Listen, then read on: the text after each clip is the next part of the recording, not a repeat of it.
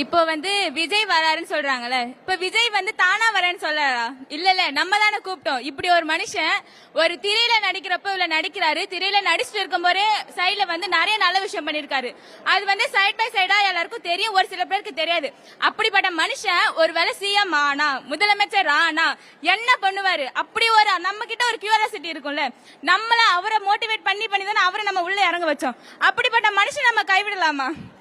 விடலாமா? விடக்கூடாது. அப்படி நம்பி நம்ம வர வச்ச ஒரு மனுஷனை கண்டிப்பா நாங்க தான் கூப்பிட்டோம், நீங்க கண்டிப்பா உக்காருங்க.